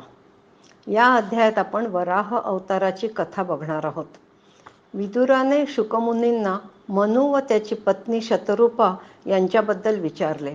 विदुर असेही म्हणाले की मनुष्याने पुष्कळ दिवस शास्त्राभ्यास केला तरच त्याच्या मनात श्रीकृष्णांचे जे श्रेष्ठ भक्त किंवा संत पुरुष असतात त्यांच्याबद्दल त्यांना ऐकायला आवडते. स्वयंभू मनू आपली भार्या शतरूपा हिच्यासह उत्पन्न झाल्यावर त्यांनी आपले पिता ब्रह्मदेव यांना त्यांचे कर्तव्य विचारले. तेव्हा ब्रह्मदेवांनी मनूला सांगितले की त्याने त्यांच्या भार्येपासून स्वतःसारखीच गुणवान संतती उत्पन्न करून पृथ्वीचे धर्मपूर्वक पालन करावे. तसेच यज्ञ वगैरे करून श्रीहरींची आराधना करावी. त्यावेळी संपूर्ण पृथ्वी प्रलयातील पाण्यात बुडालेली होती. तेव्हा मनू त्याच्या प्रजेबरोबर कोठे राहील हा प्रश्न त्याला पडला. ब्रह्मदेव पण पृथ्वीला पाण्याबाहेर कसे काढायचे याचाच विचार करीत होते. तेवढ्यात त्यांच्या नाकातून अचानकपणे अंगठ्या एवढा एक वराह शिशु बाहेर पडला व क्षणात तो हत्ती एवढा मोठा झाला. तेवढ्यात भगवान यज्ञपुरुष पर्वताकार होऊन गर्जना करू लागले. ते पाहून सर्व मुनिगणांनी पवित्र मंत्रांनी त्यांची स्तुती करायला सुरुवात केली. त्यामुळे वराह भगवान प्रसन्न झाले व त्यांनी पाण्यात उडी घेतली. नाकाने वास घेत त्यांनी पाण्यात पृथ्वीचा शोध सुरू केला. त्या अगाध जलराशीच्या पलीकडील तीरावर त्यांना पृथ्वी दिसली. त्यांनी पृथ्वीला आपल्या दाढेवर घेतले व रसातळाच्या वर आले. ते बाहेर येत असताना महापराक्रमी हिरण्याक्षाने त्यांच्यावर आक्रमण केले, पण वराहरूपी भगवंतांनी त्याला लीलया मारून टाकले. पृथ्वीसह वर आलेल्या वराह भगवंतांचे सर्वांनी वेदवाक्यांनी स्तुती करायला सुरुवात केली. वराहरूप हे यज्ञस्वरूप मानले गेले आहे. सर्व मंत्र, देवता, द्रव्य, यज्ञ व कर्म त्यांचेच रूप आहे. सर्वांनी त्यांना नमन केले. तसेच पृथ्वी मातेला पण नमन केले. तेव्हा भगवंतांनी आपल्या खुरांनी पाणी स्थिर करून पृथ्वीची स्थापना केली व नंतर अंतर्धान पावले. हरिओम. स्कंध 3, अध्याय 14. या अध्यायामध्ये आधी आपण तुळशीचं श्रीकृष्णांना असलेलं महत्त्व हे बघून घेऊया. तुळशीपत्रांनी श्रीहरी आपले शरीर भूषवितात व तुळशीच्या सुगंधाचाच त्यांना अधिक लोभ असतो. ते तुळशीच्या सुगंधाचा अत्यंत आदर करतात. बाकीच्या सुगंधित फुले व पानांनाही तुळशीच्या तपाची जाणीव आहे. आता ह्या अध्यायात भगवत कथेमध्ये मनुष्याचे मृत्युपाश कसे तोडावे ते आहे. ह्याच्यामध्ये दितीची गर्भधारणा आपल्याला दिसून येते. कश्यप मुनींची पत्नी दिती. कश्यप मुनी अत्यंत गुणवान होते. अग्नी हीच त्यांची जिव्हा होती. प्रजापती दक्ष राजाने आपल्या 13 कन्यांचा विवाह कश्यपांशी लावून दिला होता. दिती ही त्यापैकीच एक होती. तिच्या बाकीच्या सवती बहिणी पुत्रवती होत्या, पण दितीला अजून संतान नव्हते म्हणून ती दुःखी होती. एका संध्यासमयी तिने कश्यप मुनींना आपली इच्छा पूर्ण करण्याची विनंती केली. कश्यप मुनींनी तिला एका मुहूर्तभर थांबायला सांगितले, कारण ती वेळ अत्यंत भयंकर व राक्षसादी प्राण्यांची होती. त्यावेळी भूत भावन, भूतपती, भगवान शंकर, भूत प्रेत इत्यादी आपल्या गणांना बरोबर घेऊन नंदीवर बसून फिरत असतात. कश्यप मुनींनी अनेक प्रकारे दितीची समजूत घालण्याचे प्रयत्न केले, पण कामातूर झालेल्या दितीने ते जुमानले नाही. तेव्हा कश्यपांनी देवांना नमस्कार केला व एकांतात तिच्याशी समागम केला. नंतर त्यांनी स्नान करून गायत्री जपाला सुरुवात केली. नंतर दितीलाही आपल्या निंद्य कर्माविषयी लाज वाटू लागली, पण आता ती वेळ टळून गेली होती. जे व्हायचे ते होऊनच गेले होते. कालांतराने तिला 2 अमंगळ व अधम पुत्र झाले. तिने मुनींना प्रार्थना केली की या अत्याचारी पुत्रांचा मृत्यू साक्षात भगवान चक्रपाणींकडून व्हावा. तेव्हा कश्यप म्हणाले की तिच्या एका पुत्राला 4 मुले होतील. त्यातील एक पुत्र सद्गुणी व भगवान भक्त असेल. तो अनासक्त शीलवान गुणांचे भांडार, दुसऱ्यांचे सुखदुःख जाणणारा असेल. त्याला कोणीही शत्रू असणार नाही. त्याला प्रत्यक्ष श्रीहरी दर्शन देतील. त्यानंतरच दितीचे जरा समाधान झाले. हरिओम. स्कंध तिसरा, अध्याय 15वा. जय विजय यांना सनकादिकांचा शाप. दितीला आता आपली चूक उमगली होती, पण एव्हाना फार उशीर झाला होता. आपल्या पुत्रांमुळे देवांना कष्ट होतील अशा शंकेने दितीने त्या वीर्याला आपल्या गर्भात 100 वर्षे जपून ठेवले. पण कश्यप मुनींच्या वीर्यात एवढे तेज होते की त्या गर्भस्थ तेजामुळे जगातील सूर्य आदींचे तेज क्षीण होऊ लागले होते, कमी कमी होऊ लागले होते. इंद्रादी लोकपाल सुद्धा तेजोहीन होऊ लागले. सगळ्या बाजूंनी अंधार दाटून येऊ लागला, म्हणून सर्व देवांनी ब्रह्मदेवांची आराधना सुरू केली. त्यांनी सर्व लोकपालांचे मुकुटमणी असलेल्या श्री भगवंतांना भक्तांचे कल्याण करण्याची विनंती केली. आणि ब्रह्मदेवांनी जय विजय या भगवंतांच्या द्वारपालांची व त्यांना मिळालेल्या शापाची कहाणी सांगायला सुरुवात केली. ते म्हणाले, एकदा सनकादिक मुनी, ज्यांनी सर्व आसक्तींचा त्याग केलेला आहे, असे ते वैकुंठात गेले. जे निष्काम धर्माने श्रीहरींची साधना करतात ते लोक विष्णुरूप होऊन वैकुंठात राहतात. श्रीहरींचे निरंतर चिंतन केल्यामुळे यमराजही त्यांच्यापासून दूर राहतात व श्रीहरींच्या कथा ऐकताना ज्यांच्या डोळ्यातून अश्रुधारा वाहतात असे परमभक्तच वैकुंठ धामास जातात. अशा वैकुंठधामाला आपल्या योगमायाबलाने सनकादी मुनी येऊन पोचले. तेव्हा त्यांना अतिशय आनंद झाला. पहिले 6 दरवाजे ओलांडून ते आत प्रवेश करते झाले. हे 4ही कुमार पूर्ण तत्वज्ञानी होते व ब्रह्मदेवांच्या सृष्टीमध्ये वयाने सर्वात ज्येष्ठ असूनही ते 5 वर्षाच्या बालकांप्रमाणे दिसत होते. ते दिगंबर अवस्थेतच होते. 7व्या दरवाजावरील द्वारपालाने मात्र त्यांना अडवले व त्यांची योग्यता न जाणता त्यांच्याबरोबर उद्धट वर्तन केले. त्यामुळे कुमार क्रोधित झाले व त्यांनी द्वारपालांना शाप दिला की ते वैकुंठ लोकातून निघून पापमय योनीत जातील, ज्या ठिकाणी काम, क्रोध व लोभ हे प्राण्यांचे 3 शत्रू वास करतात. ब्राह्मणांच्या शापाचे कोणत्याही शस्त्रसमूहाने निवारण होत नाही, हे जाणून असलेल्या त्या 2 पार्षदांनी सनकादिकांची पाय धरून माफी मागितली व म्हणाले, आपल्या शापाने आम्ही जरी अधमाधामात गेलो तरी आमच्यावर इतपत तरी कृपा करा की त्या योनीत जाऊनही आमची भगवंतांबद्दलची स्मृती नाहीशी होऊ नये. जेव्हा श्री विष्णूंना द्वारपालांनी सनकादिकांचा केलेल्या अपमानाबद्दल कळले तेव्हा ते श्री लक्ष्मीदेवींसह तिथे आले. ते म्हणाले, माझे पार्षद जय विजय यांनी अपराध तर केलाच आहे, पण सेवक जेव्हा अपराध करतो तेव्हा जग त्याच्या स्वामीलाच दोष देतो. ते अपयश स्वामीच्या कीर्तीला दूषित करते. मग ते 100 वर्ष धारण केलेल्या दितीच्या गर्भातून 2 पार्षद जुळ्यांच्या रूपात जन्मले. त्यांच्या जन्माच्या वेळी ब्रह्मदेव म्हणाले, मनुष्य योनीतच तत्वज्ञान व धर्माची प्राप्ती होऊ शकते, म्हणून आपला उत्कर्ष होण्याच्या हेतूने देवसुद्धा मनुष्य योनीची इच्छा करतात. आता तर त्या पार्षदांना मनुष्यजन्मच मिळाला होता. नंतर वैकुंठधामात आतमध्ये श्रीहरींच्या समोर गेल्यावर त्यांच्या नीलकमलासारखे मुख असलेल्या मूर्तीने सनकादी अत्यंत आनंदित झाले. इतके दिवस त्यांनी आपले पिता ब्रह्मदेव यांच्याकडून श्रीहरींचे नुसते वर्णनच ऐकले होते, त्यामुळे ते त्यांच्या मनात व बुद्धीत विराजमान होतेच. पण आता प्रत्यक्ष दर्शनाने ते धन्य झाले व त्यांनी भगवंतांना साष्टांग प्रणिपात केला. हरिओम. स्कंध तिसरा, अध्याय 16वा.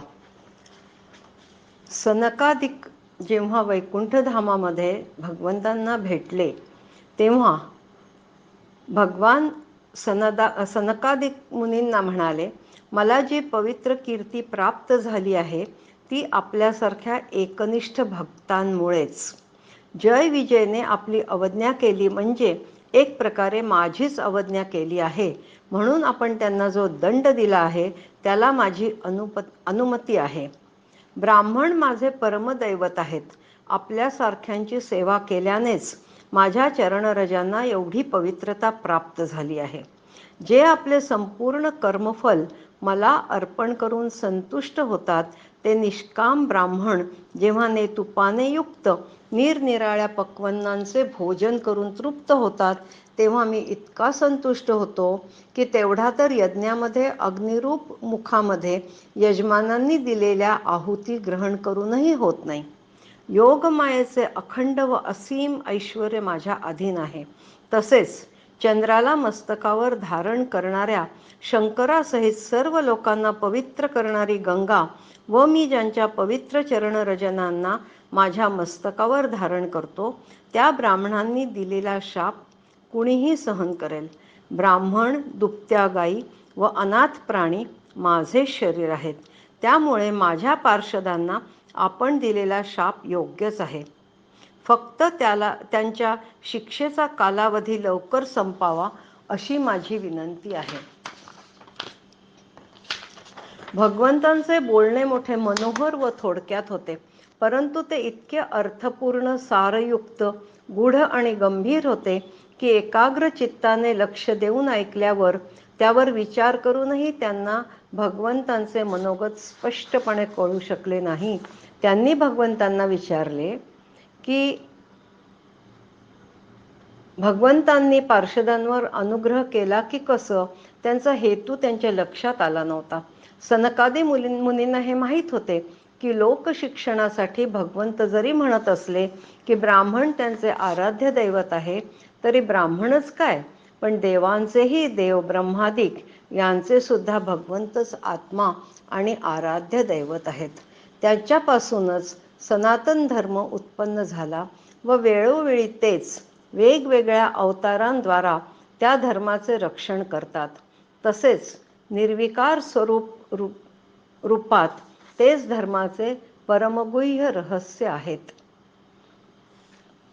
निवृत्ती पारायण योगी लोक त्यांच्या कृपेनेच या मृत्यूरूप संसार सागरातून सहजपणे तरून जातात. अर्थार्थी लोक ज्या लक्ष्मीचे चरणरज आपल्या मस्तकावर धारण करतात, ती स्वतः मात्र भगवंतांच्या पादपद्मावर राहू इच्छिते. भगवंत स्वतः साक्षात धर्मस्वरूप आहेत. सर्व शुद्ध सत्वमय वरदायिनी मूर्तीद्वारा ब्राह्मणांमधील रजोगुण तमोगुण दूर करून त्यांच्यासाठी व देवतांसाठी तप, शौच आणि दया या त्यांच्या 3 चरणांनी या चराचर जगताचे भगवंत रक्षण करतात. वेदमार्गाचा नाश भगवंतांना मान्य नाही व ब्राह्मणच वेदांचे अधिकारी असल्यामुळे भगवंत स्वतः त्रिलोकीनाथ व जगप्रतिपालक असूनही ब्राह्मणांशी अत्यंत नम्रपणे राहतात. सनकादी मुनींनी प्रत्यक्ष प्रभूंच्या द्वारपालांना शाप दिला, याचे आता त्यांना वाईट वाटत होते. त्यांच्या या चुकीसाठी भगवंतांनी त्यांना दंड दिला, तरी तो स्वीकारण्याची त्यांची तयारी होती. पण भगवंत म्हणाले, त्यांच्या स्वतःच्याच प्रेरणेने सनकादी मुनींनी शाप दिला आहे. दैत्य योगी भोगून झाल्यावर ते पुन्हा भगवंताकडे परत जातील. एकदा भगवंत योगनिद्रेत असताना ह्याच जयविजयने प्रत्यक्ष लक्ष्मीदेवींना दारात अडवले होते. तेव्हा क्रोधाने लक्ष्मीदेवींनीच त्यांना हा शाप दिला होता. तेव्हा भगवंत सेवकांना हेही म्हणाले होते की या दैत्य जन्मातही त्यांचे कल्याणच होईल. ह्याच जयविजयचा दितीच्या गर्भातून जन्म झाला. त्यावेळेस दितीचा गर्भ इतका तेजस्वी होता की बाकी सर्वांचेच तेज फिके पडले होते. हरिओम. स्कंद 3 अध्याय 17. हिरण्यकशिपू आणि हिरण्याक्षचा जन्म दितीच्या पोटी झाल्यावर हिरण्याक्षने दिग्विजय केला पृथ्वीवर. कारण कश्यप मुनींनी सांगितल्याप्रमाणे आपल्या पुत्रांमुळे लोकांना उपद्रव होईल याबद्दल त्यांची पत्नी दितीला शंका होतीच. 100 वर्ष पूर्ण झाल्यावर तिने जेव्हा जुळ्यांना जन्म दिला, त्यावेळी त्यांच्या जन्माच्या वेळी स्वर्ग, पृथ्वी व अंतरिक्षात अनेक अपशकुन झाले होते. त्यामुळे सगळीकडे भीतीचे वातावरण तयार झाले. जिकडे तिकडे भूकंप होऊ लागले, आगी लागू लागल्या, उल्कापात होऊ लागले, विजा पडू लागल्या, आकाशात अनिष्ट सूचक धूमकेतू दिसू लागले, वृक्ष उन्मळून टाकणाऱ्या वावटळी, असह्य वारा वादळ यामुळे सगळीकडे अंधकार माजला. समुद्रातील मोठमोठ्या लाटांमुळे जलचर अस्वस्थ होत होते. नद्या व तलावात खळबळ माजून त्यातील कमळे सुकून गेली. आकाशात घोबडे चित्कार करू लागले, कुत्री रडू लागली, गाढवांच्या झुंडी धावू लागल्या. गायी व बैल तर भीतीने बेजार झाले. सर्व ग्रह वक्री झाले. कुणालाही या उत्पाताचे मर्म कळत नव्हते. फक्त सनकादिकांना यांची कल्पना होती.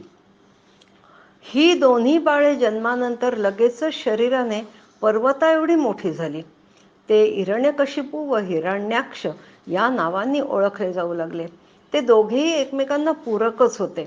एकदा हिरण्याक्षाने स्वर्गावर स्वारी केली तेव्हा भयाने सर्व देव लपून बसले.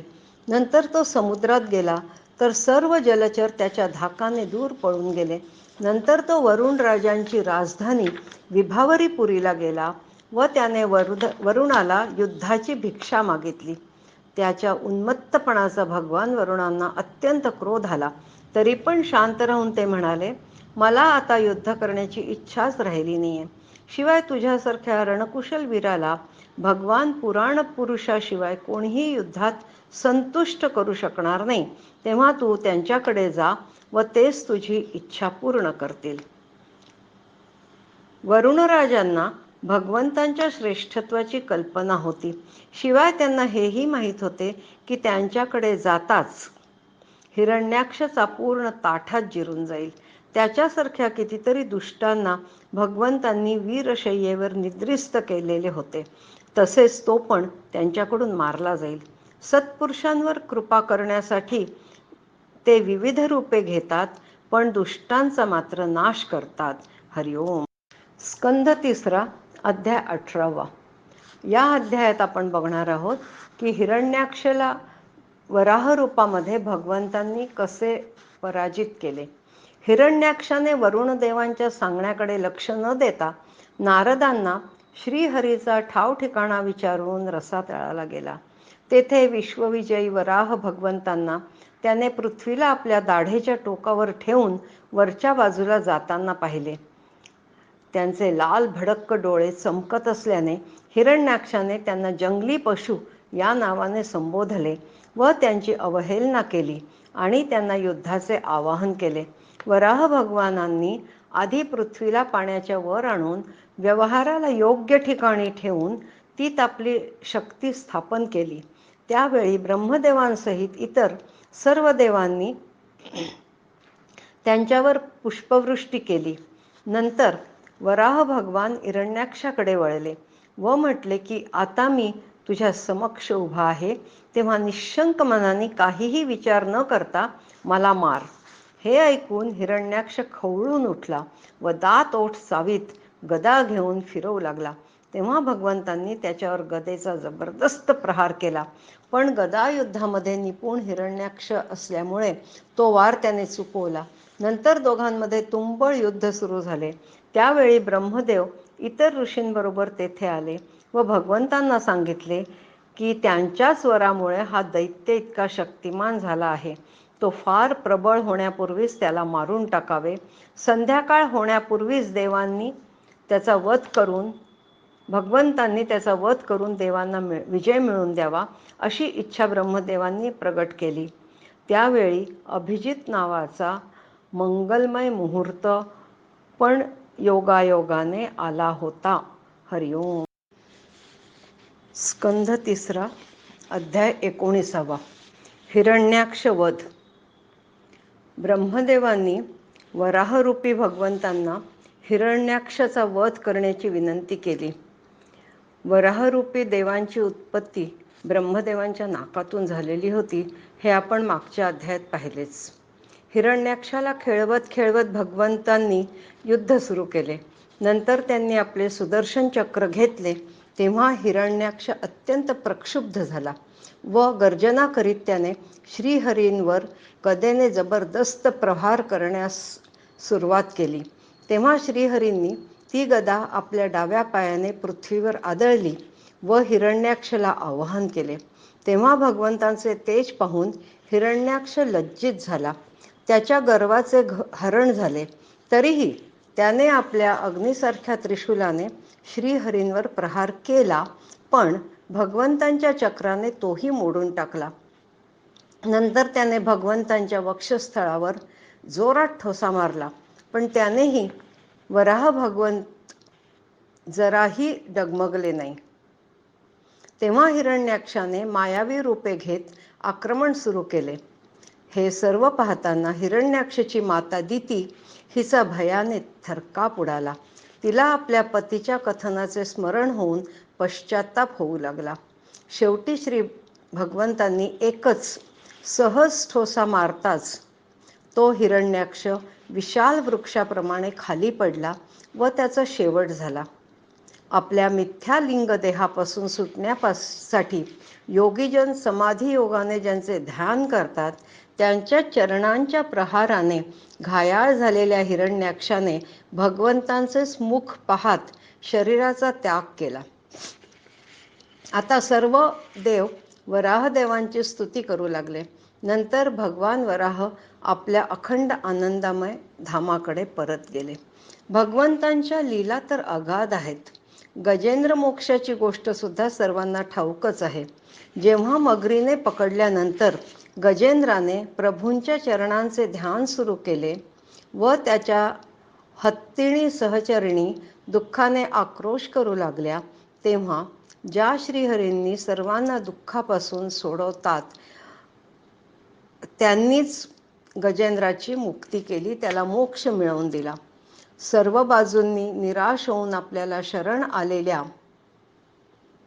सरल हृदय भक्तांवर सहजपणे भगवंत प्रसन्न होतात, परंतु दुष्टांना मात्र ते दुराराध्य आहेत.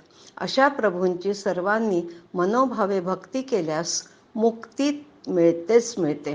हे चरित्र ऐकणाऱ्याला सुद्धा अंती भगवंतांचा आश्रय प्राप्त होतो. हरिओम. स्कंध 3, अध्याय 22. देवहूती बरोबर कर्दम प्रजापतींचा विवाह आपण ह्या अध्यायात बघणार आहोत. ब्रह्मावर्तातील बहिर्ष्मती नगरी ही मनुराजाची राजधानी होती. पृथ्वीला रसातळातून वर आणल्यावर तेथे अंग झाडताना श्री वराह भगवंतांचे जे केस गळून पडले होते, तेच केस नेहमी हिरवेगार असणारे दर्भ आणि लव्हाळे झाले होते. श्री यज्ञ भगवानांसाठी महाराज मनूने आपल्या राजधानीत यज्ञ करताना याच दर्भ व लव्हाळे यांचे आसन अंथरून यज्ञ केले होते. देवहूती ही मनुराजाची मुलगी होती. तिने एकदा नारद मुनींच्या मुखातून कर्दम मुनींचे शील, विद्या, रूप, वय व गुणांचे वर्णन ऐकले. तेव्हापासून तिने कर्दमांशीच विवाह करण्याचे निश्चित केले होते. म्हणून मनुराजा आपली पत्नी शतरूपा व मुलगी देवहूती यांच्यासह कर्दम मुनींच्या आश्रमात बिंदुसर तीर्थावर गेले. ते कर्दम मुनींना म्हणाले, वेदमूर्ती भगवान ब्रह्मदेवांनी आपल्या वेदमय रूपाचे रक्षण करण्यासाठी तप, विद्या व योग संपन्न अशा ब्राह्मणांना आपल्या मुखातून प्रगट केले. तुम्ही सर्व विषयांमध्ये अनासक्त असता. नंतर सर्वांचे संरक्षण करण्यासाठी भगवंतांनी आपल्या हजारो भुजांपासून आम्हा क्षत्रियांना निर्माण केले. अशा प्रकारे ब्राह्मण ब्रह्मदेवांचे हृदय तर शरीर क्षत्रिय होय. माझी मुलगी देवहूती तुमच्याशी विवाह करू इच्छिते व मी असे ऐकले आहे की तुम्ही सुद्धा विवाह करण्यास उत्सुक आहात. तरी आपण माझ्या कन्येचा स्वीकार करावा. कर्दम मुनींनी त्याला संमती दिली व हा विवाह ब्राह्मविधीने करण्याची तयारी दाखवली. त्यामुळे वेदोक्त विवाह विधीमध्ये प्रसिद्ध असलेला संतान उत्पादन रूपी मनोरथ तिचा पूर्ण होईल. पण त्याचवेळी ही पण अट घातली की जोपर्यंत देवहूतीला संतान होणार नाही तोपर्यंतच ते तिच्यासोबत राहतील. त्यानंतर मात्र भगवंतांनी सांगितलेल्या संन्यासप्रधान, हिंसारहित, शमदमादी धर्माला ते प्राधान्य देतील. अशा प्रकारे सुयोग्य वराला आपली कन्या देऊन मनुराजा आपली राणी व इतर परिवारासह आपल्या राजधानीत परत गेले. तेथे आपली पत्नी व संततीसह ते धर्म अर्थ मोक्षाला अनुसरून असणारे भोग भोगी लागले. आपल्या इच्छेनुसार तो भोग निर्माण करू शकत होते, पण भगवंतपरायण असल्यामुळे भोग त्याला जराही विचलित करू शकत नव्हते. भगवान विष्णूंच्या कथांचे श्रवण, ध्यान, रचना आणि निरूपण करीत राहिल्याने त्यांचे मन्वंतर व्यतीत होत असतानाच क्षण कधी वाया जात नव्हते. 71,000 चतुर्युगे त्याने भगवान वासुदेवांच्या कथा ऐकण्यामध्ये व प्रसंगांमध्ये घालवले. मनुराजा नेहमी सर्व प्राण्यांचे हित करण्यात व्यग्र असे. त्याने माणसांच्या वर्णाश्रमांचे अनेक प्रकारचे कल्याणकारक धर्म वर्णन केले आहेत व ते मनुस्मृती म्हणून आजही उपलब्ध आहेत. मैत्रेय मुनी आता विदुराला असेही सांगतात की जो पुरुष श्रीहरींच्या आश्रयाने राहतो त्याला शारीरिक, मानसिक, दैविक, मानवी किंवा भौतिक दुःखे त्रास देत नाहीत. हरिओम.